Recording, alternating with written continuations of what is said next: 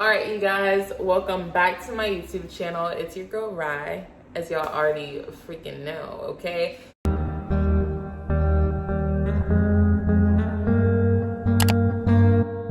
So right now, what we're gonna do is a take two. I'm going to record my BBL questionnaire one more time for you guys because the first video just kind of didn't come out the way that I wanted it to. So we're gonna just start over. Basically, currently right now, today, I am at 9 weeks post-op. So I'm past like my 2-month mark, which is great. I'm feeling more and more like, like a regular person. Like I finally feel like normal. So super happy about that. I just kind of like had a few questions from girls. Like everybody was kind of asking me the same types of things. So I just kind of wanted to make a little video where I could just answer all the questions in one sitting.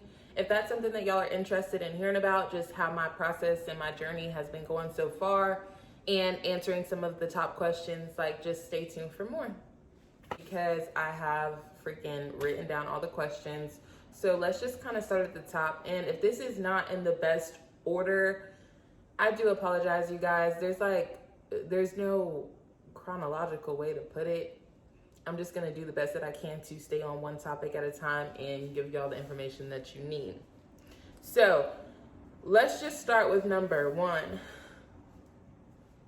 How long do you have to wear your surgical garment? So you have to wear those FAJAS. I don't know if y'all see me on social media and stuff, but I'm always in my faja.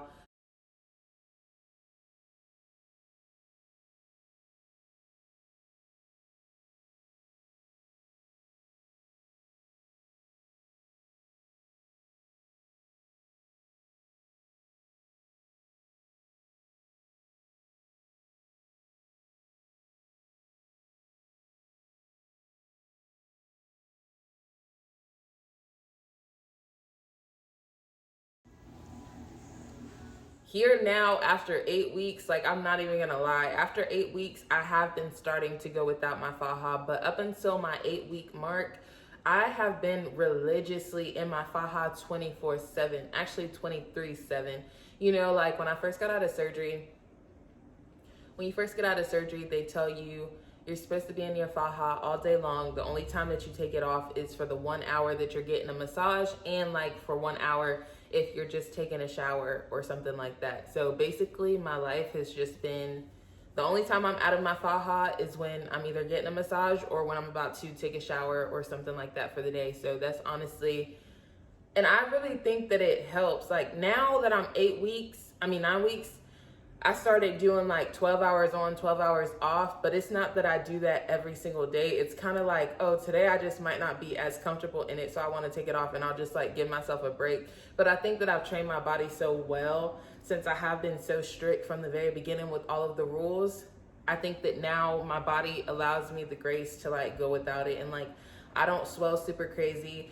But what I will tell y'all is like I do feel like my skin getting tight. Certain days it'll be different places. Like yesterday when I was out of my faja for a long time, it was really like my lower back, like the little area back there, my lower back was killing me. It just felt like it was pulling like a lot. But other times, there's a train that's hella close to my apartment. That's another question. When can you drink? I have started drinking again, you guys. Like I have started drinking.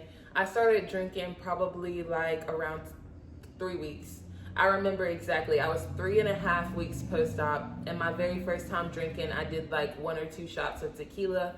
I was very much scared. I was very much the paranoid patient. Like I didn't want to do anything that was gonna like mess up my results. So I really was not drinking crazy. I think now that I'm like 8 weeks, I'll like take it to the head. Like now I can do shot for shot for shot. And I still don't experience much with the swelling, but I'm not doing it every single day, but I do go out with my friends a couple times a week or something. Let's just say like I seriously drink maybe a couple times a week. Now, next question, where do I get my fajas? So my very first faja that I got, my very stage 1, you guys, there are multiple stages to the fajas. There's stage 1 for like not much compression. There's stage 2, but there's like lower and higher compression, and then there's stage 3, which is just like super tight. So my stage 1 faja, I got that from Mia Aesthetics. I just purchased it when I got my surgery or whatever. My stage 2 FAJAS, I got 2 from my massage therapist lady. She kind of sold FAJAS herself, so I bought 2 of those from her. It was just the sizing, like that's why I had to get 2 of them, because like first I got a large scratch.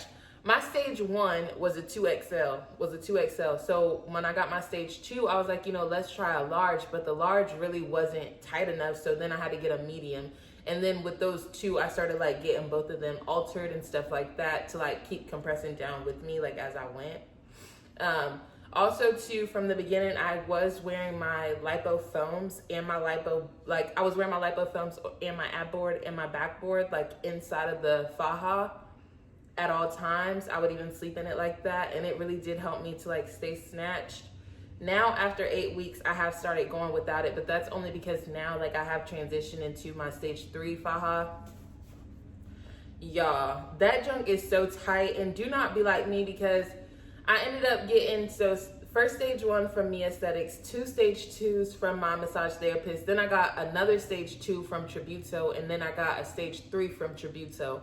Now, with the compression game, I was like really so tight. Like I liked it when I would be so tight to where like I felt like, dang, like you're about to throw up. So I will say that's one thing that I didn't know came with the whole BBL thing. But with all that compression, you will have some indigestion. Like you will feel like a little bit of heartburn, or feel like you have to throw up, or you can't eat so much without it feeling like it has to come back up, because like you're being compressed like all in your stomach. And especially like right here at this section, like it kind of felt like, especially if you're bending over, like all that pressure is just kind of right there. And let me kind of show y'all like the little fit. You probably can't see like my whole body, but like, I am snatched. Like I have literally no waist.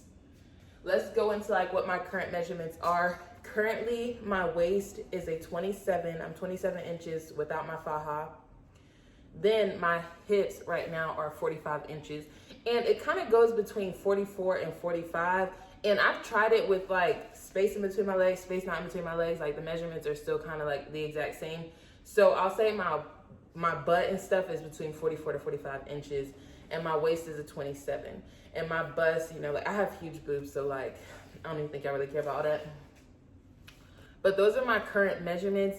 Now, I don't know what my measurements were before surgery, so I really can't tell y'all that. But what I can tell you is, my pre-op stuff, when I first got to pre-op, my height is 5'9", I'm 5'9", and my weight at surgery day was 190. I was 190 pounds.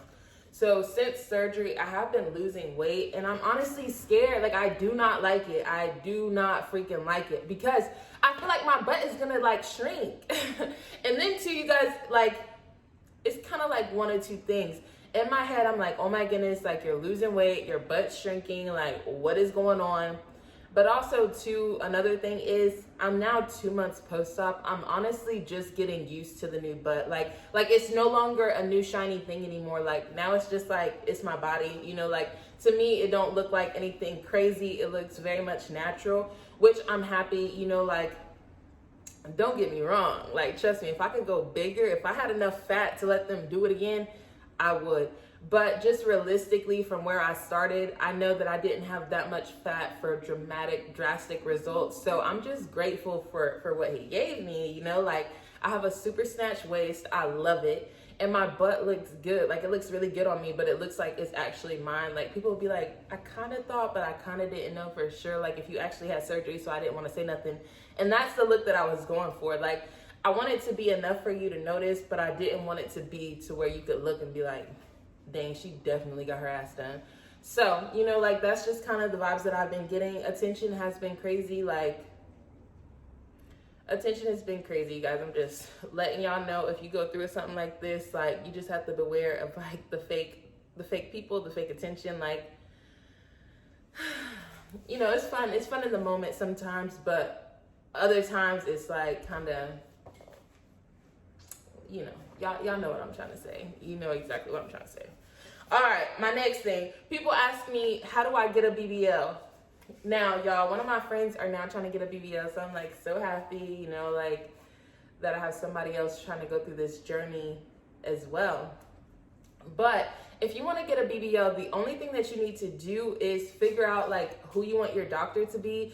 Literally just pick up the phone, call the surgery center and say, hey, I want to get a BBL with so-and-so. What do I do next? And they're just going to direct you into paying your deposit and picking a surgery date. So it's really like not that complicated, you guys. It literally just takes picking up the phone. Sometimes though, to secure your actual surgery date, they do require a 10% deposit. So just kind of know that if you want to actually set a date, you need to be cash ready.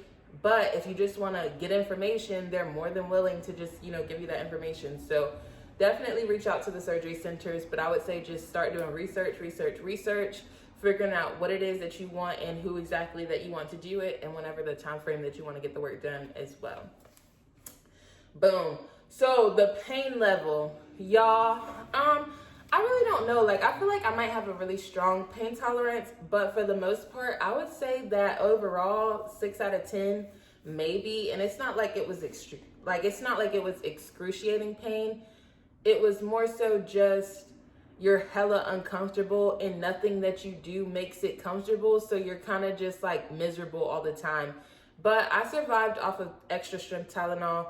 That's all that I was taking. I only took the Percocet like a couple of times, and it was mainly just before massages. I would only take a half of it. I was too scared to even take the full perk at one time. So I would split it in half, take it about 30 minutes before my massage, and I swear the massage still hurt. So I just stopped taking it because it wasn't helping me from anything regardless.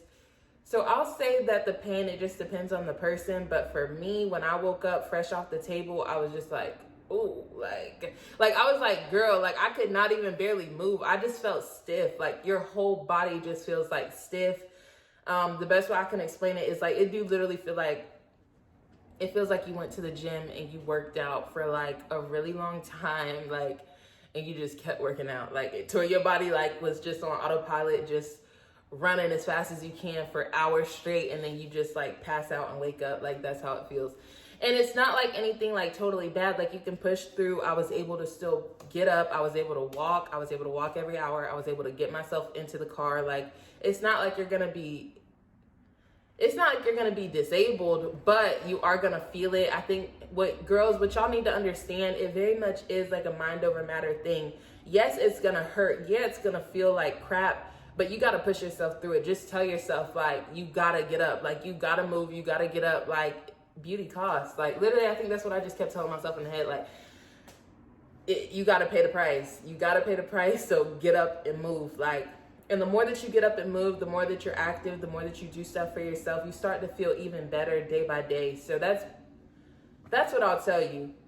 It is painful. It is uncomfortable, but each day it really does get better. So you don't have to like stress yourself too much about it. Just make sure that you have like a lot of support.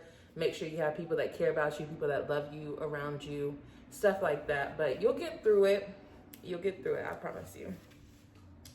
All right, as far as skincare, right now I'm kind of looking to switch up my skincare because I've only been doing African shea butter and the bio oil on my incisions and on my skin.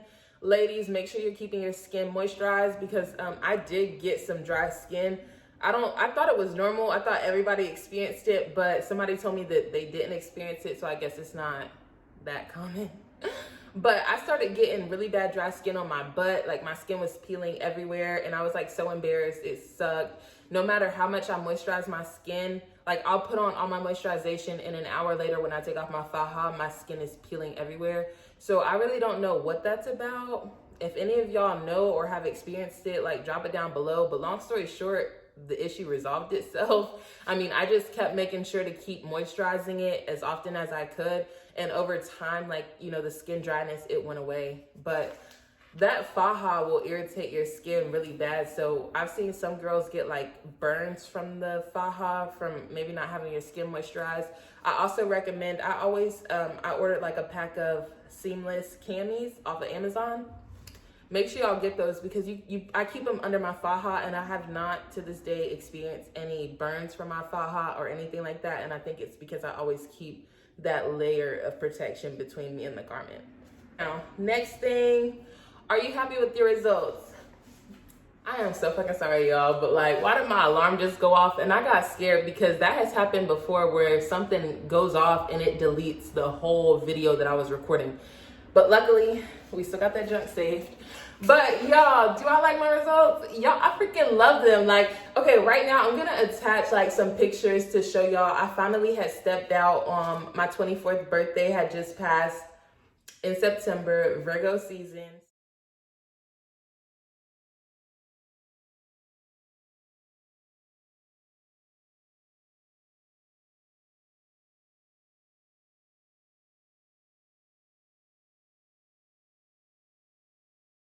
So me and my friends, we have went out, we got really cute. So I'm just gonna like put some little pictures just to show y'all like how my body is looking.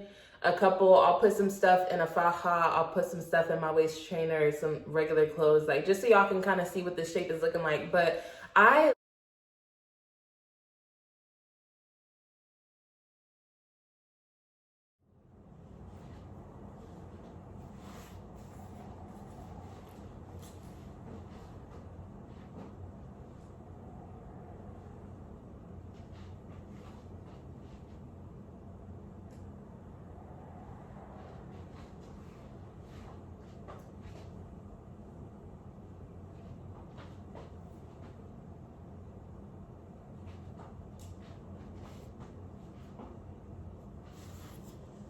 love it. Like, you know, you do get a little greedy. And like I said, I will be looking in the mirror. Like, you are your biggest critic. Like, I'll be looking in the mirror like, oh, like, I wish this would be bigger, or I wish this would be like this, or I wish this would be like this.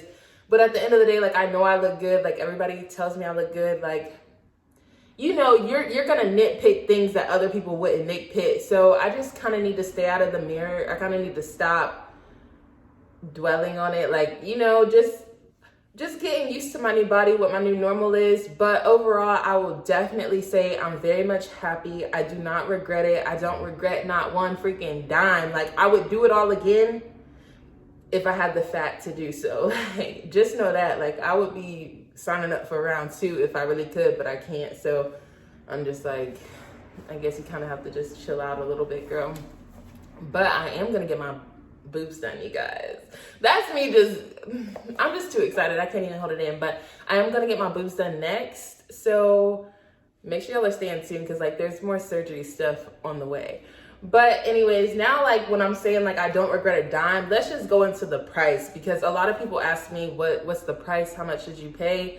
First of all, if y'all don't know, I did go to Mia Aesthetics in Atlanta and I went to Dr. Fasusi. He did my surgery July 2021.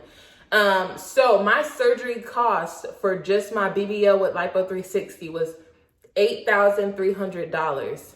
That was the price. They do at Mia Aesthetics, they give you $500 off if you pay with cash or debit card. So minus that discount, I ended up paying out of pocket $7,800. My security deposit to schedule my date was $780. And so like when I actually got there for surgery date, I had to pay $7,000 more. So that was how much for surgery. But what I do want y'all to know, like, don't get too caught up on just that number. If you're really looking to get surgery, like you really need to make sure you save your coins, because not only do you have the surgery, you also have to pay for your travel expenses to get there. Are you gonna fly? Are you gonna drive? You have to pay gas. You gotta pay for a rental. Also too, when you get there, where are you gonna stay? You have to pay for a hotel, or you have to pay for somebody to house you. Then when it comes to you getting out of the surgery chair or whatever, when you get out, who's gonna take care of you? You have to make sure you're compensating your health, like paying the people that are recovery nurses, a recovery house, or post-op nurse, whatever the freak you're gonna do, like that costs money too. So then let's go into also post-op care. Post-op care, you guys, that includes the fajas. Those fajas are not cheap. My stage 1 and my stage 2 that I was getting from Mia and my massage therapist, those were $120 each, like each, just the garment each. Then when I got my ones from TRIBUTO, those are custom fajas. I paid $200 plus for each one. I paid $225 for my stage 2 from TRIBUTO, and then I paid $250 for my stage 3 from TRIBUTO. So surgery, $8,300. FAJAS, I spent at least $825, almost $1,000. Now, these numbers that I have right here for my massages are also expensive. They cost at least $100 per massage.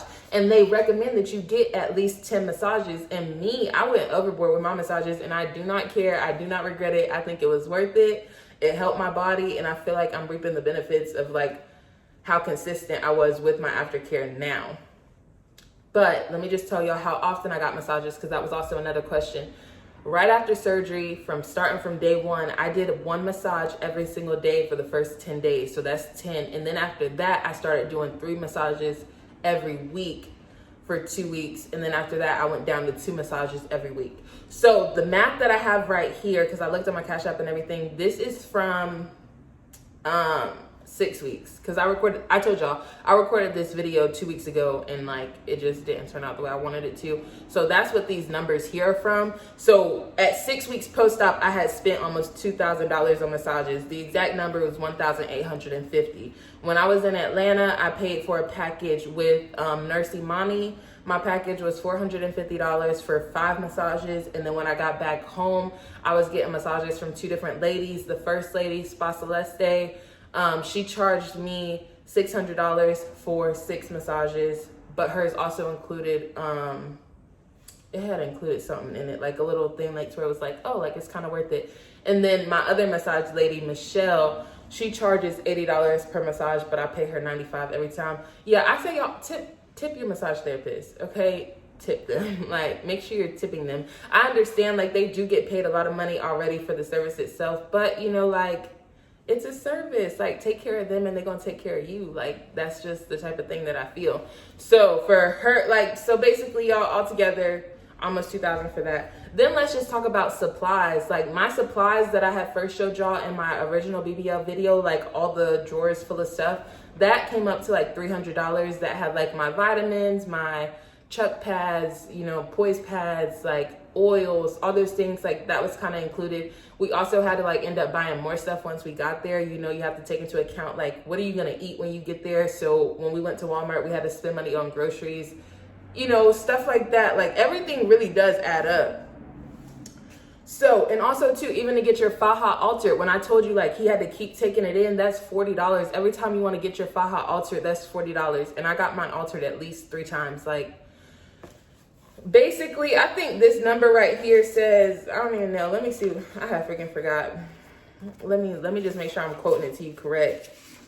Basically, I have spent well over $11,500. That's the minimum. That's like the things that I have on paper. That's not even including like how much it costs for the prescriptions. It's not including like how much I had to pay for like the boppy pillow and stuff, like more urinals, like more, like literally like the protein shakes, the diet, like everything adds up. So it has definitely been well over that number, but that's just kind of to give you an idea of like the big important stuff, how much it's gonna cost.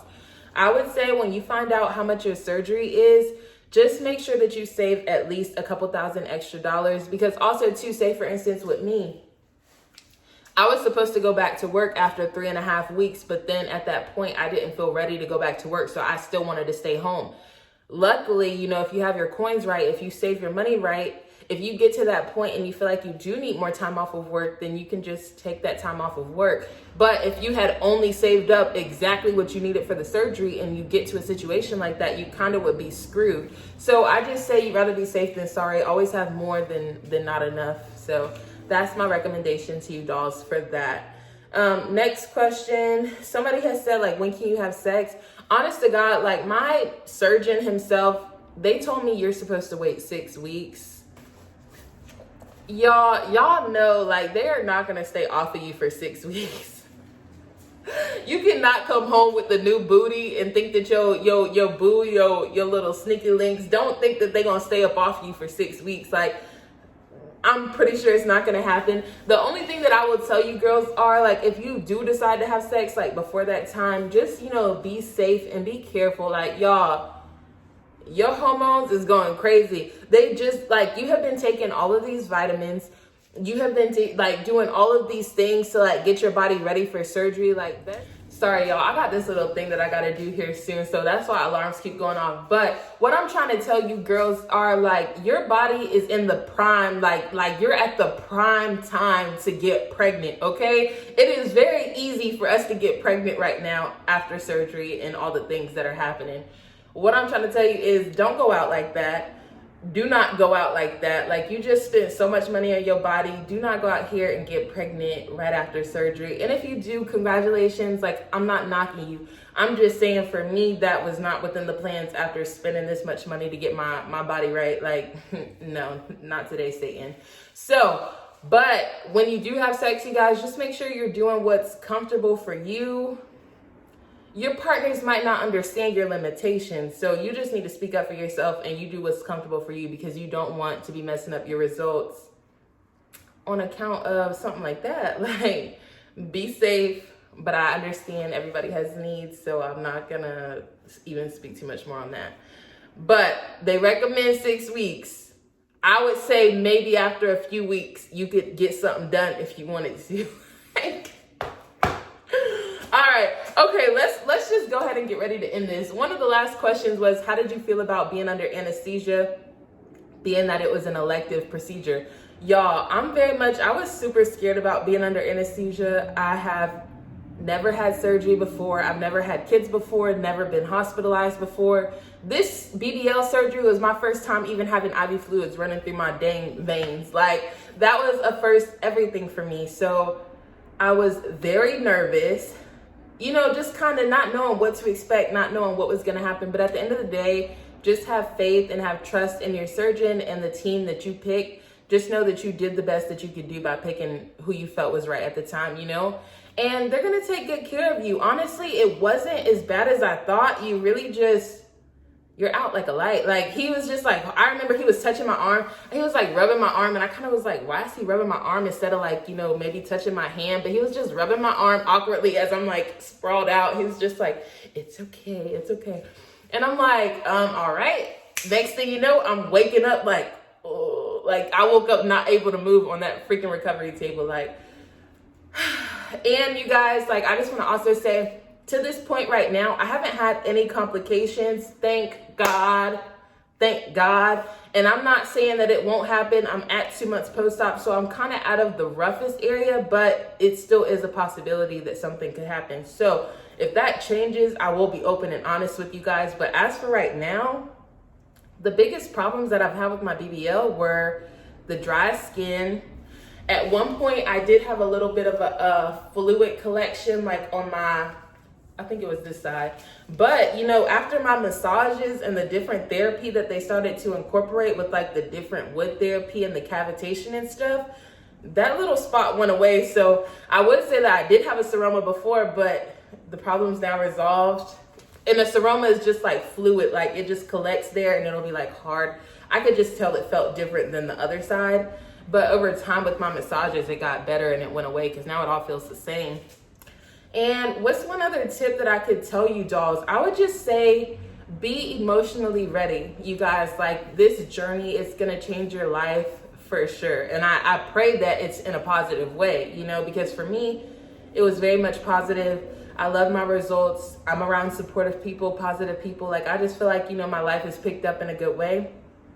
I'm like more confident in myself. I was confident before, but this just gives you like a whole new level of confidence. Like you already knew you was a bad bitch, but now you like, damn bitch, like it's crazy.